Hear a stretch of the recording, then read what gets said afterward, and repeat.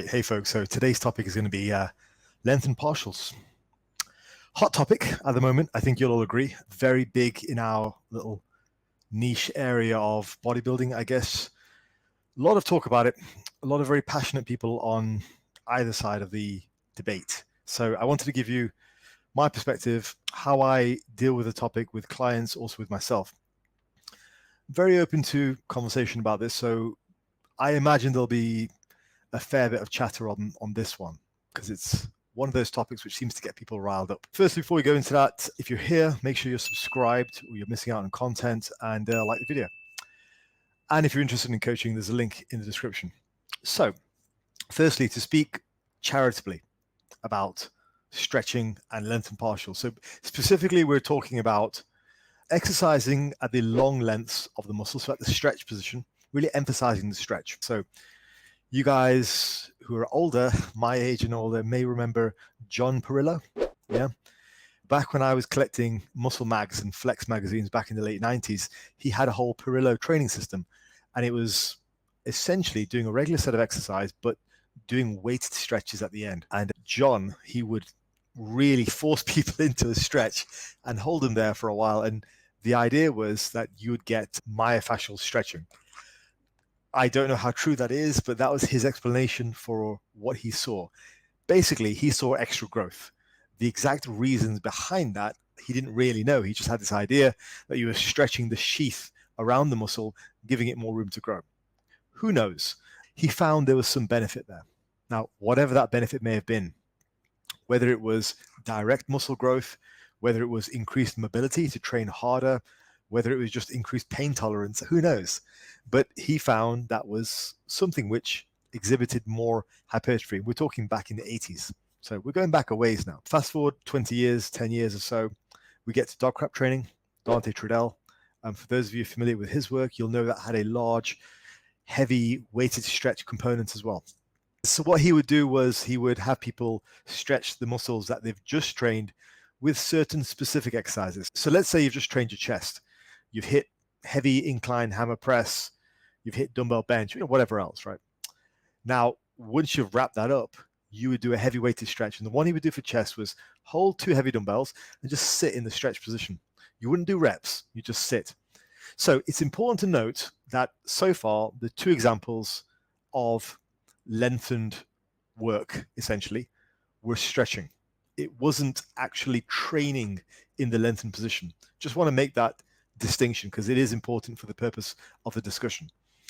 And as we move forward into the modern era, there are a small handful of studies which have shown a small increase in hypertrophy from weighted stretches. We have some which have attached weights onto, I think it's like a leg of a bird or something like that, and there's a whole bunch, which we could extrapolate may cause some potential hypertrophy in addition to your regular lifting if you got time to do it. Now, we also have a even smaller sample of studies which have come about which show that if you were to split up a rep, let's say you've got the first portion, which is the stretch portion, then the middle portion, and then the end portion, which is the squeeze portion. So if you can imagine, I don't know, a dumbbell bench. So you've got the stretch, middle, and then squeeze. Yeah, you get the idea. Just so we're on the same page. So there seems to be a case that you get more hypertrophy from the stretch portion of the lift than you get from other portions. Now that sounds amazing, right? Sounds great, but the actual differences are fairly insignificant. They're clinically significant, but looking at it, it's not that much. You'd perhaps gain an extra pound of muscle after gaining 20 pounds of muscle, which you say to yourself, let's now discuss risk to reward, because that's the obvious case, isn't it? So first of all, I think time is a concern. Do you have time? If you're on a limited budget of time, let's say you've got 4 hours to train 4 days a week, maybe doing an upper lower or a push-pull legs or some kind of bro split, whatever it is, full body, whatever. Have you got time to incorporate these techniques? I guess that would be the first talking point. And I don't know, I think it's one of those where I personally feel the proportional benefit maybe doesn't match what you're going to get from just the rest of your training and focusing on training hard. I think a large portion of people are in a position where they're not really gaining anything. So to add in this extra element, which you have to learn, you have to get good at, and has its own risks as well, can be a distraction. And I think in this industry, where a lot of people are looking for distractions, like little hints and tips which are going to unlock lots of gains. A lot of people are looking for an extra edge, when actually the edge that they need is consistency on the basics. And I think this kind of sums up my perspective really as a coach, because I know there are a vast majority of people out there who aren't doing the basics, and the basics are going to get them the majority of their gains. Stuff like this may be an additional small, minute percentage. And that's the first thing. Do you have time? Okay. I think the second thing, which is, again, just an interesting talking point. Historically, we have been warned against, because I'm old enough to remember science's view on stretch and squeeze back in the day before this research came about. And we were always warned against that. There's this idea that bodybuilders are just dumb genetic freaks who take a lot of drugs, so you can't listen to them. So don't worry about the stretch, don't worry about the squeeze, just focus on progressive overload. It was all the same science bros who told us, don't worry about what food you eat. It's just if it fits your macros. As long as it fits your macros, don't worry about everything else. And the same science bros who said BCAAs, absolutely fine. They're good for you. We've got all this science to support it, so don't worry about it. I think because we've had the benefit of 20 years, essentially, of a log of what has been promoted in these scientific circles, we can start to see the many times that they've contradicted themselves. Now, of course, science would just say, science adapts, we learn. Yeah, okay, we get that. But I just want to point out like the insistence of some of the science crowd that they're correct because science. And literally, that's it. That's the justification. We're science, you're not. You're a bro, therefore you're stupid. After 20 years, that doesn't hold up anymore as an argument. You can't just label something as bro science and expect to win the argument, because it doesn't work. I can just label you as a science geek and just say you've been wrong for the past 20 years. That doesn't work anymore. In fact, I would say the bro science has got a better track record, generally speaking, than science has over the last 20 years, over the last 60 years. I don't think the argument to say that's just bro science actually has any validity anymore, when we've seen that science in hypertrophy is not infallible. It is massively fallible. The amount of times that science has been wrong in recent history should be cause for alarm, or at the very least should be cause to say, hey, you know what? If I just slap something as being bro science, that's actually a very weak position to put yourself in, to say, I don't believe you because you're promoting bro science. Yeah, you don't really get to say that anymore when science has been so wrong. It's not a weak position to say, this has worked for me and it's worked for dozens of my clients. That's what I believe in. That's no longer a weak position to say that. And I wanted to address that up front before I talk about further issues, because I suspect that's going to be a comeback, which maybe a small portion of my audience might say, hey, Faz is doing bro science. A lot of the science bros don't have a leg to stand on at this point. They need to really prove themselves. And I'm sorry, but the cope of science adapts. If we're wrong, we'll change our minds. We know that. It's the same with the bros. Well, why does that make you better than the bros then? If the bros are wrong, they change your mind. Because at the end of the day, a bro knows he needs to get better to win his next competition or to improve for his next competition. The bottom line stops with how he looks, and he gets to see that every year when he diets down for competition. So I don't think that argument to just slap something as bro science really works anymore. It has no legs to stand on.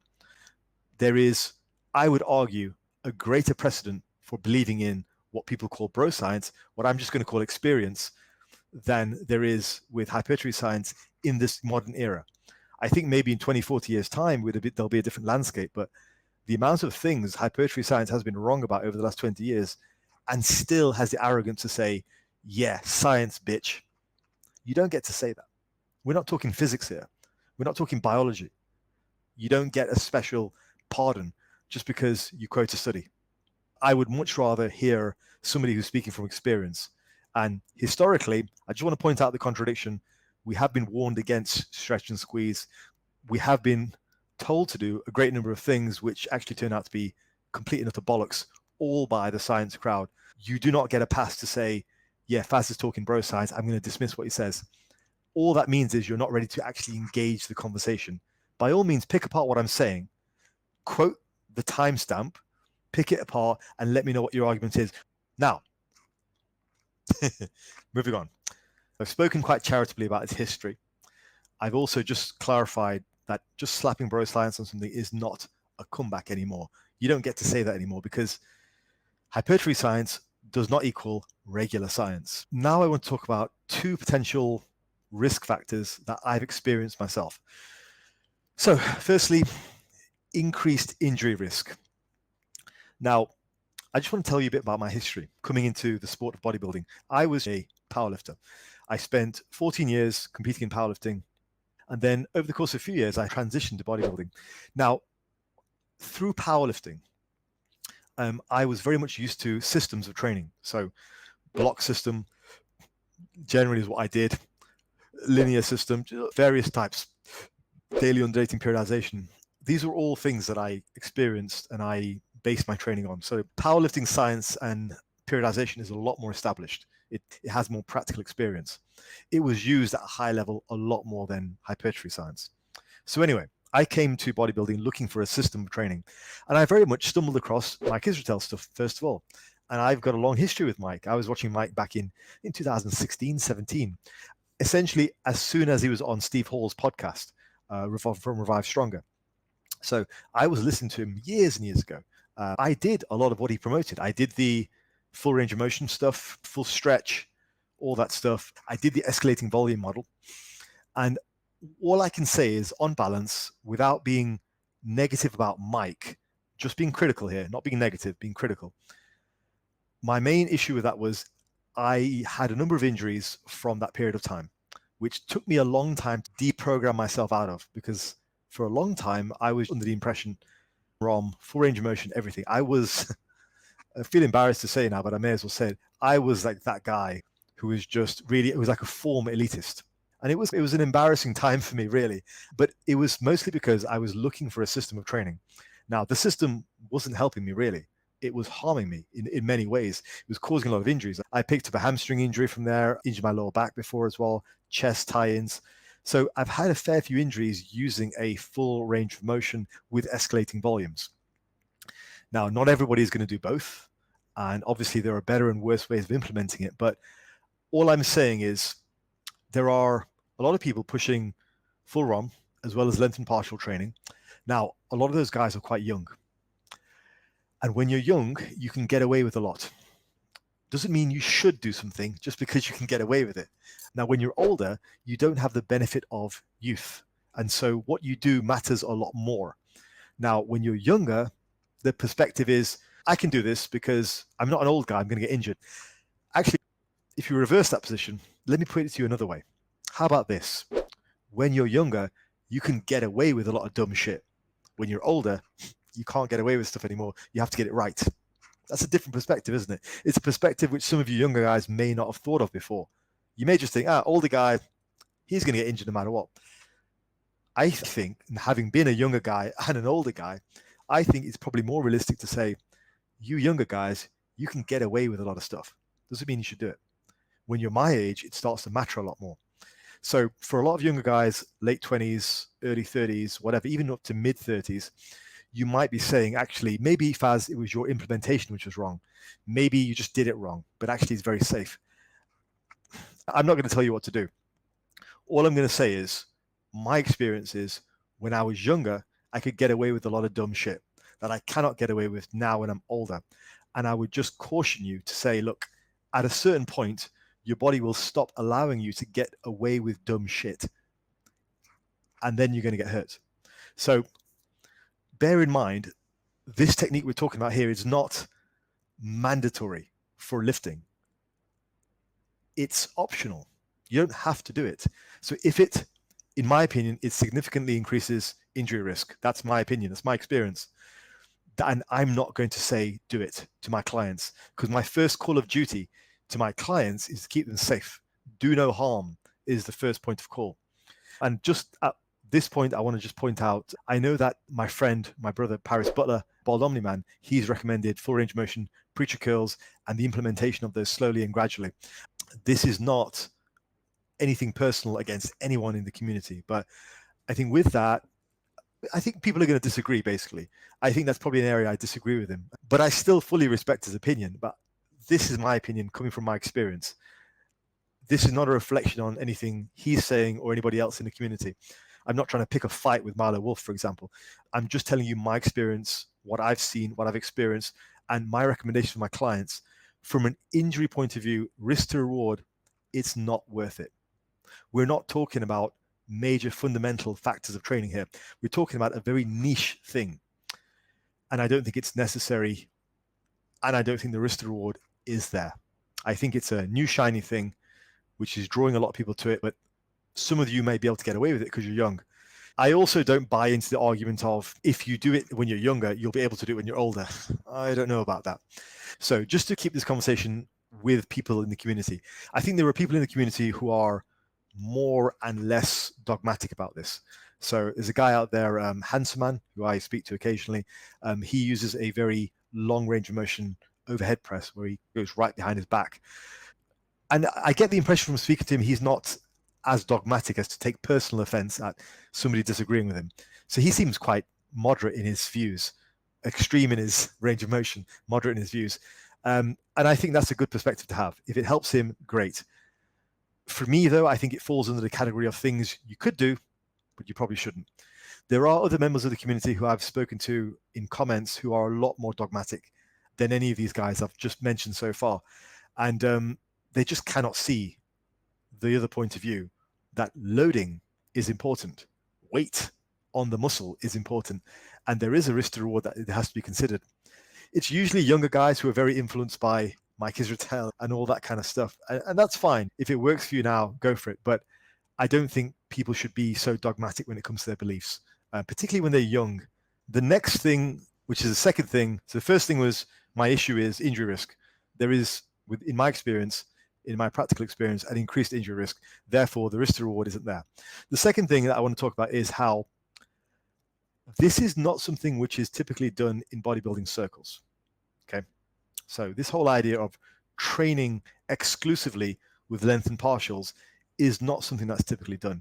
Now, people are always going to come back and say, yeah, but look at Ronnie Coleman. He was training with partials. No, he fucking wasn't. He wasn't training at the stretch position. He was training mid position.